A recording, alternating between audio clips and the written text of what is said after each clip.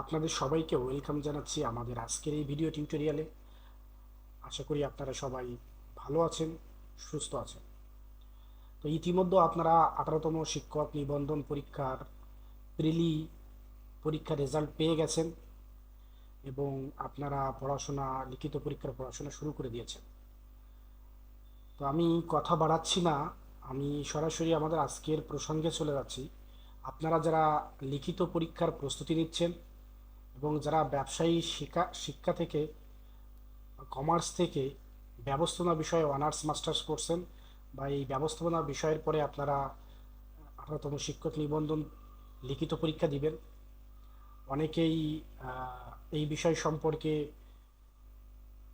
বুঝতে পারছেন না যে কিভাবে পড়বেন, কি করলে আপনি 18তম শিক্ষক নিবন্ধন কলেজ পর্যায়ে আপনি লিখিত পরীক্ষায় উত্তীর্ণ হতে পারবেন এবং ভবিষ্যতে প্রভাষক হিসেবে কোনো স্বনামধন্য কলেজে যোগদান করতে পারবেন।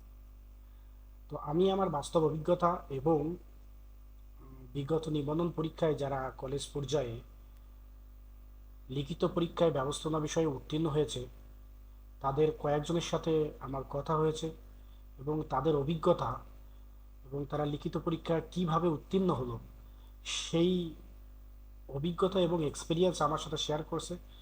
সো বাস্তব অভিজ্ঞতার আলোকে আমি এই ভিডিও টিউটোরিয়ালটা করছি। আশা করি আপনাদের অনেক উপকার আসবে এবং আমার ধারণা এই ব্যবস্থাপনা বিষয়ের পরে এই ধরনের কোনো টিউটোরিয়াল হয়তো ইউটিউবে এখনো কেউ দেয়নি। তো যাই হোক, আমি আমার বাস্তব অভিজ্ঞতা এখানে তুলে ধরছি। আশা করি আপনারা আপনাদের যে জানার যে আগ্রহ, যে প্রশ্ন আপনাদের ভিতরে রয়েছে সেগুলোর উত্তর পাবেন এবং আপনারা সুন্দরভাবে প্রস্তুতি নিয়ে 18তম শিক্ষক নিবন্ধন পরীক্ষায় ব্যবস্থাপনা বিষয়ে লিখিত পরীক্ষায় উত্তীর্ণ হবে। তো যাই হোক, আমি কয়েকটা প্রশ্ন এখানে লিখে রাখছি যাতে আমি যখন টিউটোরিয়াল তৈরি করি তখন যাতে আপনাদেরকে বলার সময় অনেক সময় বাদ পড়ে যায়, যাতে বাদ না পড়ে এই জন্য আমি আগে থেকে লিখে রাখছি। ঠিক আছে, তো শুরুতে আমি যে বিষয়টা আলোচনা করব সেটা হচ্ছে শিক্ষক নিবন্ধন পরীক্ষায় কলেজ পর্যায়ে ব্যবস্থাপনা বিষয়ে কিভাবে প্রশ্নটা তৈরি হয়, মানে আপনাকে যে প্রশ্নটা দেওয়া হবে সেই প্রশ্নটা কিভাবে, মানে কেমন ভাবে তৈরি করা বা কী ধরনের প্রশ্ন আসে। সো সেই বিষয় নিয়ে আমি আলোচনা করব। আমি প্রথম প্রশ্ন লিখছি প্রশ্নের ধরন। তো আমি এখানে লিখছি রচনামূলক প্রশ্ন 5 সেট থাকবে।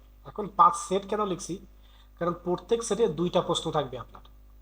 এইরকম 5টা সেট প্রশ্ন আপনাকে উত্তর করতে হবে। প্রত্যেক সেটের নাম্বার থাকবে 15, 5, 15, 75।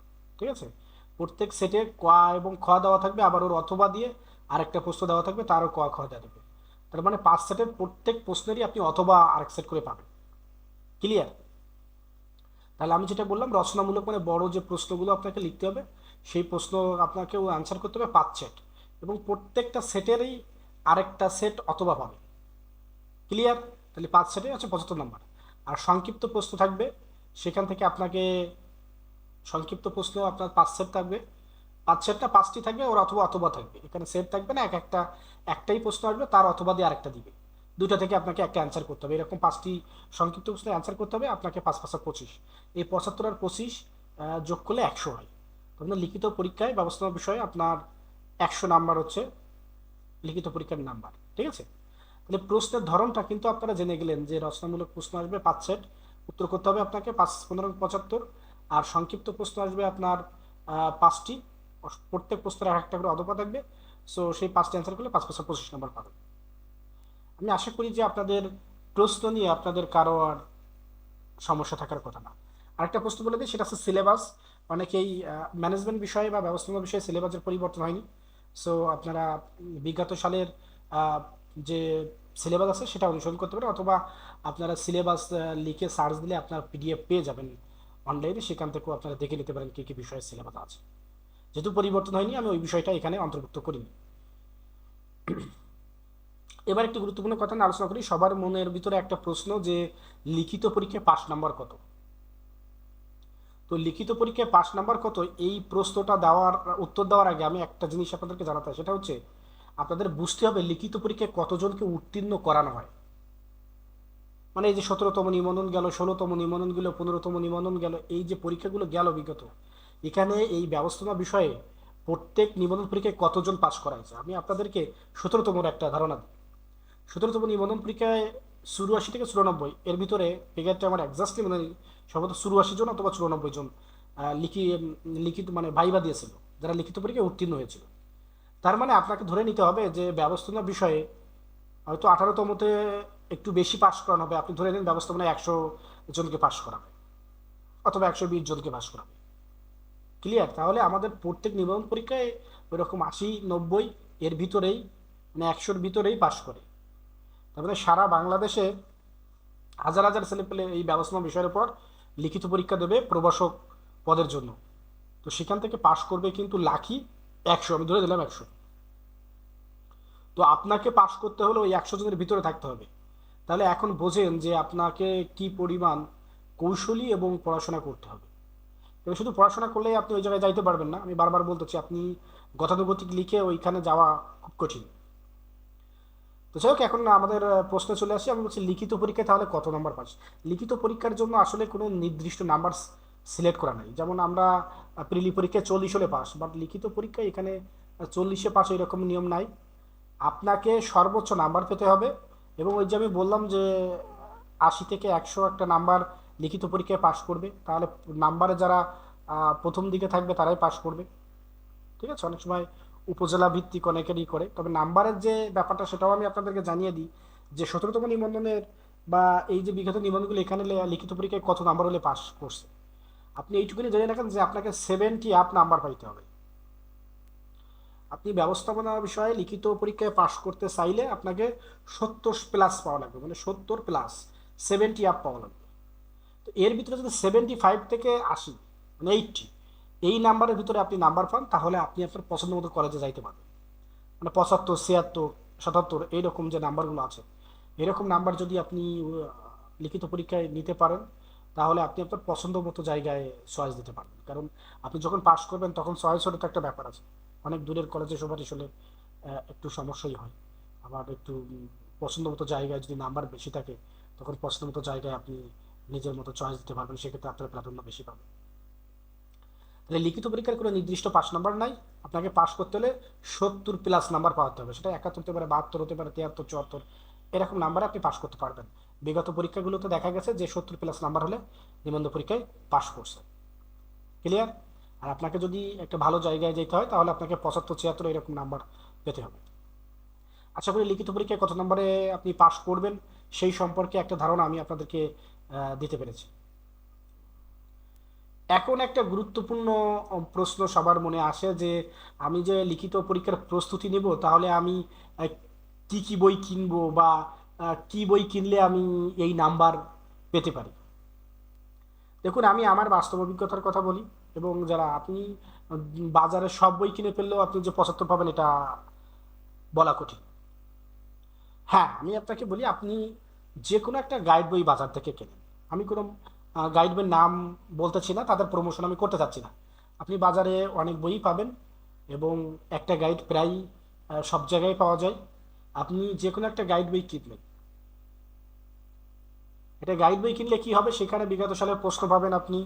ওরা আবার প্রত্যেকটা পরীক্ষার জন্য একটা সাজেশন তৈরি করে দেয়, যদিও সাজেশন নিয়ে আমাদের পরে কথা আছে কিভাবে সাজেশনটা করবে। তো আমি তাহলে কি বললাম, আপনি কি করবেন, যে কোনো একটা গাইড বই কিনবেন। এবং আপনারা যারা ব্যবস্থাপনা বিষয় আছেন, এইচএসসি পরীক্ষায় আপনারা ব্যবস্থাপনা বিষয়ের পরে একটা বই আপনারা পড়ে আসছেন, এবং ওখানে খুব ভালো ভালো রাইটারের বই আছে, যেমন খালেকুজ্জামান চ্যাপ্টার দিয়ে আরও অনেক অনেক রাইটারের খুব ভালো বই আছে। ওই বইটা আপনাকে খুবই গুরুত্বপূর্ণ। ব্যবস্থাপনা বিষয়ের অধিকাংশ প্রশ্নের উত্তর আপনি ওখান থেকে পাবেন, এবং খুব সুন্দরভাবে ওই এইচএসসি পরীক্ষার ওই বইগুলোতে দেওয়া আছে, যেটা আমি অলওয়েজ ফলো করতাম। সব প্রশ্ন আমি ওইভাবেই করতাম না, ওখান থেকে আমি পাঠাম। প্লাস আপনার অনার্স বিষয়ে আপনার যে ব্যবস্থাপনা বিষয় ছিল, সেখানেও অনেক চ্যাপ্টারগুলো আছে, ওখান থেকেও আপনি কিছু নেবেন। আমি আমার আমার কাছে মূলত বই ছিল, একটা গাইড বই ছিল, যেখান থেকে আমি সাজেশনটা তৈরি করতাম, প্রশ্ন প্যাটার্ন ট্যাটার্ন একটু দেখতাম। এইচএসসি ব্যবস্থাপনা বিষয়ের বই ছিল, প্লাস অনার্স লেভেলের ব্যবস্থাপনার বিষয়ের বই আমার কাছে ছিল। এই তিনটা বইয়ের কম্বাইন মিশ্রণে আমি মূলত পড়াশোনা করছি এবং লিখিত পরীক্ষা দিয়েছি।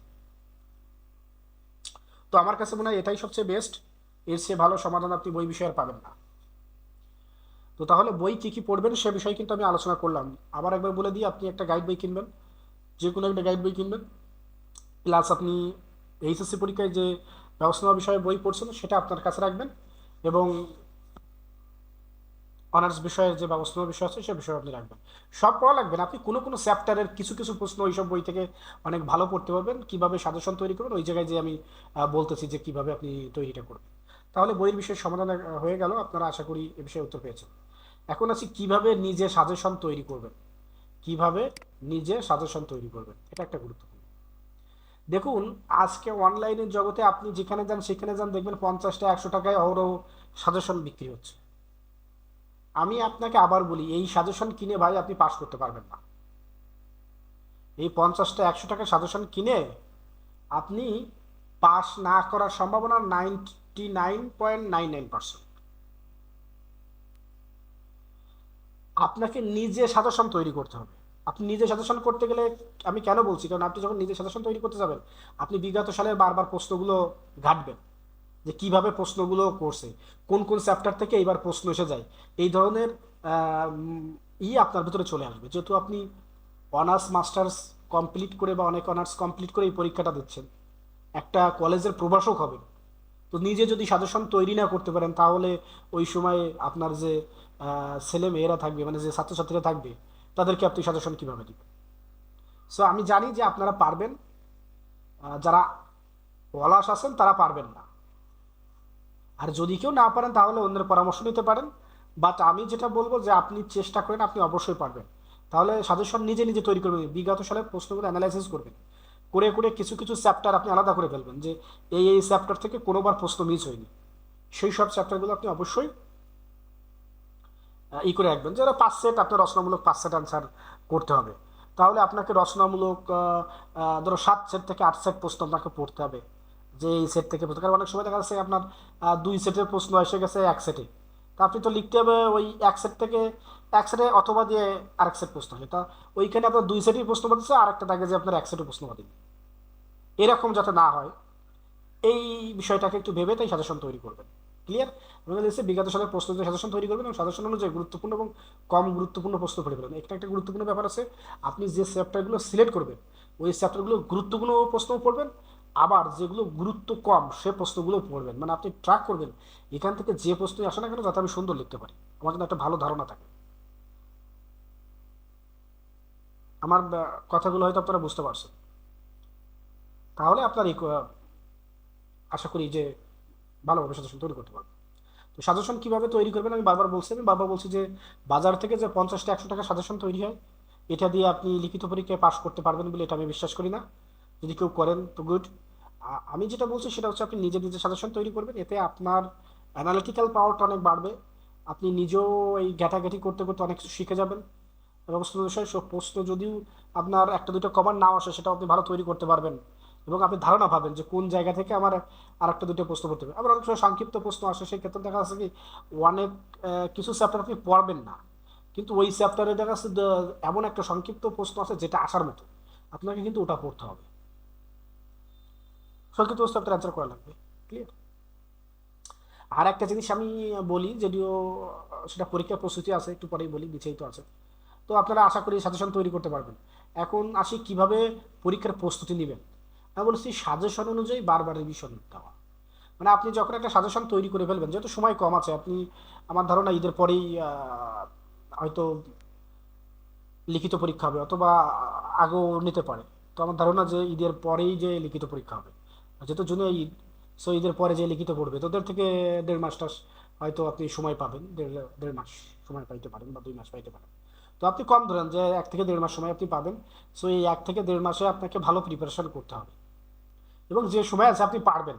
কারণ এইসব বিষয়ে, যেসব বিষয় আপনি পড়বেন এগুলো আপনি এতদিন পড়াশোনা করে আপনি এই পর্যন্ত আসছেন।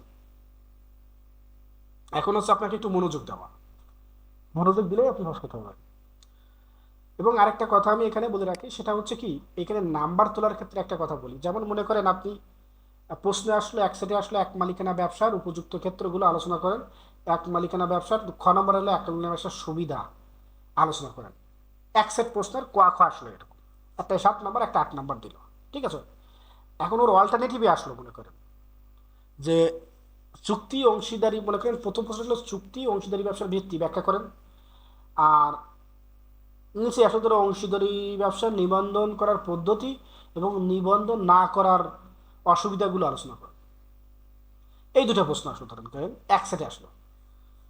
এই প্রশ্নের অ্যান্সারে 90% স্টুডেন্ট অ্যান্সার করবে 1 নম্বরের প্রশ্নের, এই এক মালিকানা ব্যবসার উপযুক্ত ক্ষেত্র এবং সুবিধা অ্যান্সার করবে। আপনাকে এই জায়গায় একটু কৌশলী হতে হবে। আপনি জানেন যে এই প্রশ্ন ম্যাক্সিমাম স্টুডেন্ট সহজ প্রশ্ন, ম্যাক্সিমাম প্রশ্ন স্টুডেন্টই অ্যান্সার করবে। আপনি ওই সেট অ্যান্সার না করে আপনাকে অ্যান্সার করতে হবে ওর দ্বিতীয়টা, যদি আপনি ওটা পড়া থাকে। যদি না থাকে সেক্ষেত্রে তো আপনাকে ওটা লিখতেই হচ্ছে, কিন্তু আপনি দুই সেটই প্রশ্ন আপনার বাচ্চা, আপনি সেক্ষেত্রে আপনি আনসার করছেন একদম সহজ, যেটা সবাই লিখছে। কারণ কি, যখন কোনো শিক্ষক খাতা দেখে, দেখি যে একই প্রশ্ন সবাই একই ধাঁচে লিখে গেছে, সুবিধা অসুবিধা এগুলো উপযুক্ত ক্ষেত্রে প্রায় একই টাইপের প্রশ্ন, প্লাস সবাই এক মালিকানা ব্যবসার প্রশ্নগুলো অনেক সহজ, সবাই এটা লিখে। স্যার কিন্তু এই বারবার খাতা দেখতে দেখতে হঠাৎ করে দেখলো একটা ছেলে যে এই সেটে প্রশ্ন লিখছে অন্যটা, ওর প্রতি কিন্তু স্যারের একটা আলাদা, মানে খাতা দেখতে দেখতে আলাদা একটা ফিল তৈরি হবে। তো সেক্ষেত্রে যেখানে গতানুগতিক স্যার নাম্বার দিচ্ছে, সবাই কিন্তু একই দাসে নাম্বার পাচ্ছে, আচ্ছা 6 দিচ্ছে, কারো 5 দিচ্ছে, কারো 7 দিচ্ছে। আপনি ধুম করে যখন আপনি একটা প্রশ্নতে অল্টারনেটিভটা লিখছেন, তখন কিন্তু স্যারের ভালো লেগে যাবে, ওইখানে আপনি নাম্বার দেখছে 1 2 বেশি পেয়ে গেলেন। এটা হচ্ছে পরীক্ষার কৌশল। এগুলো সব কিছু তো আসলে বলে দেওয়া যায় না, নিজে কিছুটা বুঝতে হয় যে আমাকে কি করতে হবে। আমি অবশ্যই আমি যে কৌশলগুলো অবলম্বন করতাম বা যেগুলো কার্যকরী সেগুলো নিয়ে আপনাদের সাথে আলোচনা করছি।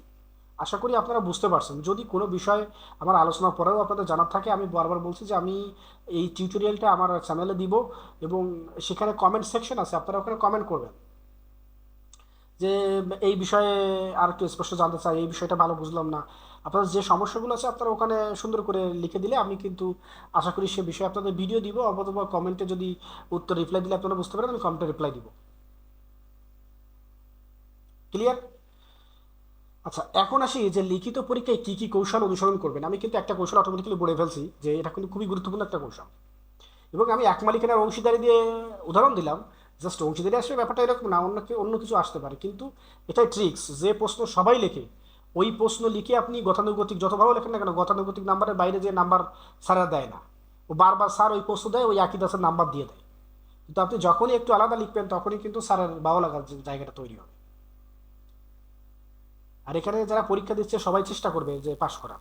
আপনাকে একটু এক্সেপশন হতে হবে, ওই 70+ নাম্বার পাওয়ার জন্য আপনি একটু এক্সেপশন না হলে আপনি ওই সেরা 100 জনের ভিতরে থাকতে পারবেন না। যাই হোক, এখন চলে আসে সবচেয়ে গুরুত্বপূর্ণ কথা। এবং এই যে লিখিত পরীক্ষায় এত ফেল করবে, মানে প্রায় না 2-3% পাস করবে, বাকি সব ফেল, মানে 96-97% ফেল করবে। সো এত যে কম্পিটিটিভ একটা জায়গা, এই জায়গায় আপনাকে পাস করার জন্য, মানে যে জায়গাটাকে সবচেয়ে খেয়াল রাখতে হবে সেটা আছে সময় হিসাব করা।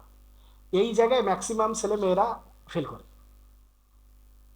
এবার কিভাবে ফেল করে, সবাই বলে যে আমি লিখে আইছি, মানে মানে ব্যবস্থাপনা পরীক্ষা দিয়ে আমি এমন কোনো ব্যক্তি পেলাম না যে বলে যে আমার পরীক্ষা খারাপ হয়েছে। সবাই প্রশ্ন অ্যান্সার করে, প্রশ্ন কিছুটা কমান বাদে, কিন্তু ওই গতানুগতিক ধারার লিখে আসে এবং ফেল করে। এবং যে কাজটা করে, এই যে আমি বললাম যে, মনে করেন আমি যে প্রশ্ন প্রথমে এক মালিকানা ব্যবসার আপনার আইসে, এক মালিকানা ব্যবসার উপযুক্ত ক্ষেত্রে আছে, ঘাপাইয়ে পয়েন্ট দাও 30টে 35টে পয়েন্ট দিয়ে, মনে হলো ওই একটা প্রশ্ন লিখেই ওই একটা প্রশ্নে ওটা 50 দেওয়া লাগবে।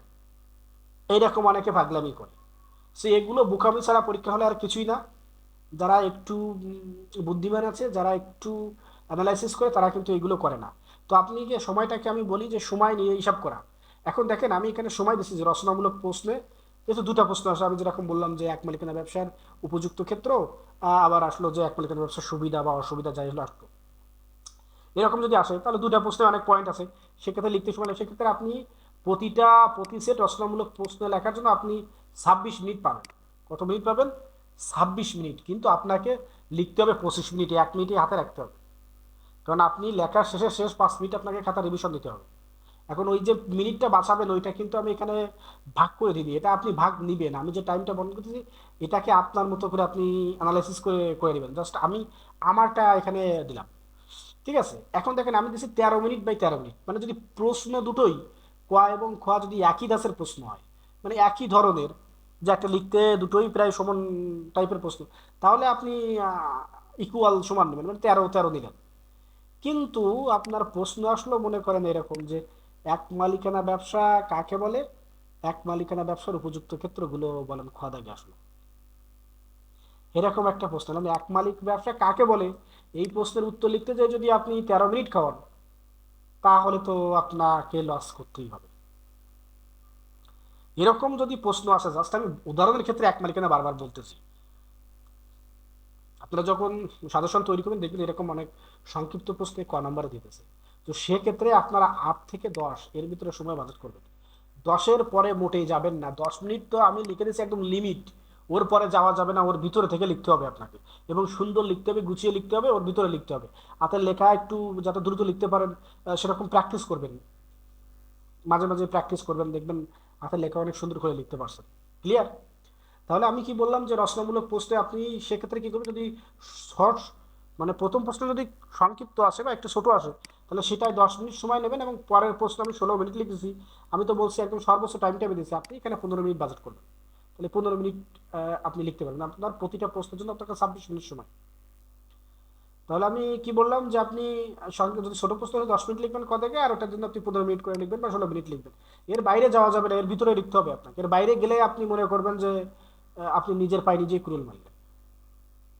ঠিক আছে, তো আমি এখানে লিখেছি যে সবাই হিসাব করে যে প্রতি রচনামূলক প্রশ্ন 13 13 বা 10 আর 16 এভাবে লিখতে হবে, মিনিট প্রতি সেট। এখন সংক্ষিপ্ত সংক্ষিপ্ত 5টা প্রশ্ন আপনি 50 মিনিটে লিখবেন, 10 মিনিট প্রতি প্রশ্ন। ঠিক আছে, 10 মিনিট প্রতি প্রশ্ন। এখন আমি একটা টাইম ভাগ করে দিচ্ছি আপনাকে, কিন্তু আপনার কৌশল তো আপনার কাছে, আপনি 12 মিনিটও লিখতে পারেন, 11 মিনিট লিখতে পারেন, আবার কোনো প্রশ্ন আপনি 14 মিনিট করে 2 মিনিট লিখতে পারেন, কিন্তু আপনি চেষ্টা করবেন যে যে টাইমটা আপনি সিলেক্ট করতেছেন এর বাইরে যাতে আপনি না যান, এর ভিতরে যাতে শেষ করতে পারেন। ঠিক আছে, সেইভাবে আপনাকে লিখতে হবে।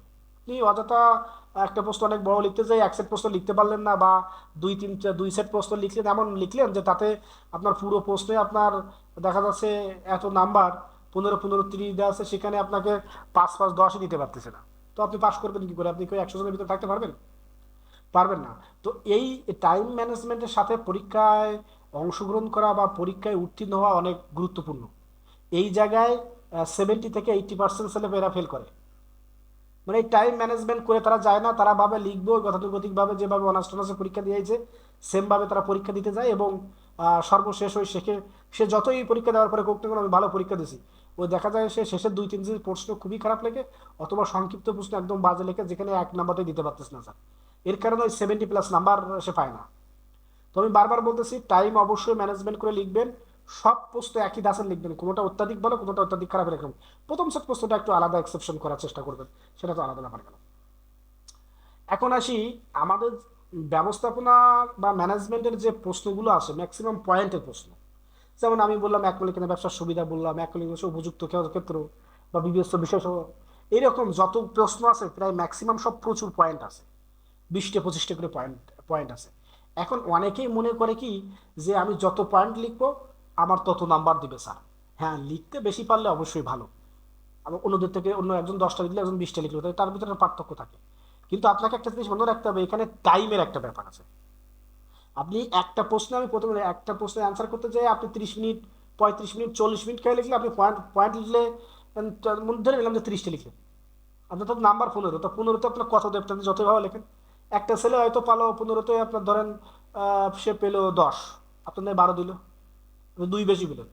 কিন্তু ওই যে 20 মিনিট আপনি খেয়ে ফেলছেন, 20 মিনিট এক সেটের উত্তর দেওয়ার প্রশ্ন, ওই এক সেট যে আপনি লিখলেন, দেখা যাচ্ছে সেখানে সে পাচ্ছে ওই 10 পেলো, আপনি সেখানে পেলেন 6 কম, তো তার সাথে 4 কম পেলেন ওই এক জায়গায়, তাহলে আপনি কতটা লস করতেছেন এবার চিন্তা করেন, হিসাব করে দেখেন।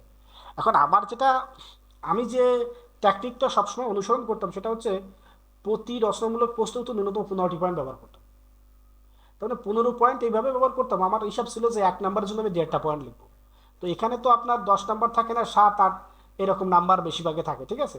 তবু আপনি ন্যূনতম 15টা পয়েন্ট লেখার চেষ্টা করবেন, ওই টাইমের ভিতরে লেখার চেষ্টা করবেন। যদি আপনি খুব দ্রুত লেখেন বা আরও একটু বেশি সময় পান, তাহলে আপনি আর 5টা লিখলেন, 20টা লিখলেন, বাট তার বেশি লিখতে যাবেন না। সর্বাধিক লিখলে 20টি, ওর বেশি যাওয়া যাবে না। ওর বেশি আপনি লিখতেই পারবেন না। যদি যান তাহলে আপনি অবশ্যই টাইমকে কিল করে তো যাচ্ছেন, মানে অন্য একটা প্রশ্নের টাইম আপনি এখানে কিল করতেছেন, এইটা আপনাকে হিসাব করতে হবে, ঠিক আছে। অথবা দেখছে আপনি প্রশ্ন লিখলেন 15টা, আপনি টাইমে দিতে দেখেন যে টাইম তো আমার আর বেশি নাই, এই প্রশ্নে টাইম দিতে পারতেছি না, কিন্তু পয়েন্ট মনে আছে আমার আরও 5টা। তখন আপনি অন্যান্য লিখে, সেই অন্যান্য নামে একটা পয়েন্ট লিখে ওইখানে সুন্দর করে প্রত্যেকটা পয়েন্ট আলোচনা করবেন, যে এছাড়াও আহ, অমুক তমুক এরকম লিখে কমা কমা দিয়ে সুন্দর করে লিখবেন। লিখে অবশ্যই প্রত্যেকটা প্রশ্ন শুরু মানে সূচনা এবং উপসংহার খুব সুন্দর করে লিখবেন এবং ভিতরে পয়েন্ট দিবেন। ক্লিয়ার? তাহলে আমি বললাম যে প্রশ্ন লেখার সময় সূচনা, আপনারা যারা আমার ওই ব্যবসায়ী শিক্ষা শাখার স্কুল পর্যায়ের ভিডিওটা দেখছেন, ওখান থেকেও কিন্তু আপনি অনেক কিছু জানতে পারবেন। ওই ভিডিওটা একটু দেখে নেবেন, আমি ওখানে আলোচনা করছি যে প্রত্যেকটা প্রশ্নের আপনি সূচনা এবং উপসংহার এগুলো সুন্দর করে লিখবেন। আমরা এরকম কাজ করি যে ওই পয়েন্ট লিখে পরে আর এমন উপসংহার লিখি বা এই উপযুক্ত বিষয় এই বিষয়ে আলোচনা করেছিলাম লিখে শেষ করে দিলাম। ভাই এগুলো করলে আপনি এক্সেপশন হতে পারবেন না, অত সহজ না। আপনাকে প্রভাষক হতে গেলে অনেক বেশি নাম্বার পেতে হবে, মানে এত কিছু অনুসরণ করতে হবে, তারপরেও আপনার নসিবে একটু থাকা লাগবে, মানে সৃষ্টিকর্তার একটু দোয়া আপনার ভিতর থাকা লাগবে, তাহলে আপনি ওই জায়গায় যাইতে পারবেন। এটা খুবই কম্পিটিটিভ একটা জায়গা, কেউ বলতে পারবে না যে পরীক্ষা দিয়ে আমি নিশ্চিত এখানে উত্তীর্ণ, কারণ আমি দেখছি ব্যবস্থাপনা সবাই ভালো পরীক্ষা দেয়। আমি পরীক্ষা দিয়ে আমার বন্ধু বান্ধব বা যাদের সাথে দেখায় সবাইকে খুব ভালো লিখছি, ভালো লিখছি, এখন দেখি কি হয়। কিন্তু ম্যাক্সিমাম রেজাল্ট দিতে রেজাল্টই নাই, প্রতি উপজেলায় এক দুজন খুঁজে পাওয়া যায় কিনা এরকম একটা ব্যাপার। যাই হোক, আমার কথাগুলো আপনারা মনে হয় খুবই স্পষ্ট বুঝতে পারছেন, বা ভিডিওর লেন্থ একটু বেশি হয়ে যাচ্ছে, আমি আর একটু কম বলার চেষ্টা করি। যে আপনারা প্রতিটা রচনামূলক প্রস্তুতে ন্যূনতম 15টি পয়েন্ট ব্যবহার করবেন। সংজ্ঞা প্রশ্নে কমপক্ষে 3জন মনীষীর সংজ্ঞা দেওয়া, মানে কারণ সংক্ষিপ্ত প্রশ্নে বেশিরভাগই সংজ্ঞা আসে। তো সেখানে আমি বলছি যে প্রথমত লিখবেন, একটু সূচনা লিখবেন, তার ভিতরে প্রক্রিয়া মানে সহজ ভাষায় বা বিশেষ অর্থে, এইসবগুলো তো আপনারা বুঝেন, লিখে আসছেন অনার্সে, আমার বলার কিছু লাগে না। খুব সুন্দর করে সূচনা লিখবেন, ওর ভিতরে যাচ্ছে একটা দুইটা সংখ্যা যাচ্ছে, আপনাকে তখন মনীষীর 3জনের সংজ্ঞা দেওয়ার চেষ্টা করবেন ন্যূনতম। এখন আপনার যদি মনে না থাকে, আপনার মনে আছে 2টো সংজ্ঞা, তখন আপনি সংজ্ঞা কি করবেন? মনে না থাকলে তো ভাই কিছু করার নেই, যদি থাকে আপনি ন্যূনতম 3জনের দিবেন এবং সেইভাবে প্রিপারেশন নেবেন। যদি সম্ভব হয় একজন মনীষীর ইংরেজি সংজ্ঞা ব্যবহার করবেন, এবং ইংরেজি সংজ্ঞা একদম মনীষীকে যে কথা এগুলো নিজের মতো করে দিলে হবে না, এগুলো হুবহু মুখস্থ করতে হবে। এবং আমি বারবার বলছি যে অনেক বেশি প্রশ্ন এগুলো করতে নেই, সাজেশন তৈরি করে ট্র্যাক করতে হয় যে এই প্রশ্নটা আসতেই পারে, মানে এটা আমাকে এরকম প্রশ্ন দিল যে এটা আমার কপি, মানে এই প্রশ্নটা আমি কপি করে যাচ্ছি, এরকম 10-15টা প্রশ্ন পড়তে হবে, যার মনীষীর সংজ্ঞা পড়তে হবে এবং মনীষীর নাম A to Z একদম টুরো টানা টুরোসো থাকবে, ওই 10জনের বা 10টা, ওইটাই আমাকে ট্র্যাক করতে হবে। যদি ওর থেকেই আমার সাজেশন যদি ফেভার করে, তাহলে কিন্তু আপনি সাক্কা মেরে দিলেন, ঠিক আছে। আর না আসলে তো কখনো কথা দ্বারা আপনি লিখবেনই, আপনি বাদলেও লিখবেন, না বাদলেও লিখবেন, এটা আমি জানি। কিন্তু এগুলো কিছু কিছু সময় বললাম না যে এই ব্যবস্থাপনা বিষয়ের পরে বা এই যে কলেজের প্রভাষক পদে পরীক্ষা হওয়ার জন্য আপনাকে T20 খেলার পর মতন আপনাকে ইম্প্যাক্ট থাকতে হবে, মানে আপনাকে কৌশলের সাথে কিছু ইম্প্যাক্ট যদি আপনি না রাখতে পারেন, তাহলে আপনি ধরা খেয়ে যাবেন, আপনাকে রিস্ক নিতেই হবে। আমি বারবার বলতেছি যে এই মনীষীর সঙ্গে অনেকে পড়তে যে ও মনে থাকেন, এখানে আমি বারবার বলছি যে গাদা গাদা পড়ার দরকার নাই, আপনাকে সাজেশন তৈরি করে ট্র্যাক করতে হবে যে এই প্রশ্ন অবশ্যই আসবে, এবার প্রশ্নকর্তা দেবে, ও প্রশ্ন অ্যানালাইসিস করলে আপনি বুঝতে পারবেন।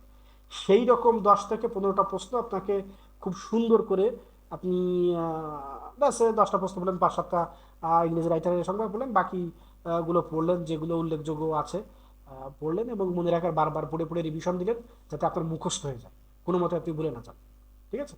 তো এভাবে আপনি কি করবেন যে প্রশ্ন লিখবেন। তো ব্যবস্থাপনা বিষয়ের পরে আমি মোটামুটি আপনাদের যে সকল প্রশ্ন ছিল, আমি মনে হয় আপনাদের সব প্রশ্নের উত্তর দিতে পেরেছি। যে আপনারা কিভাবে পরীক্ষা, লিখিত পরীক্ষা দিলে উত্তীর্ণ হতে পারবেন, মোটামুটি সকল ধরনের কৌশল আমি এখানে শেয়ার করছি।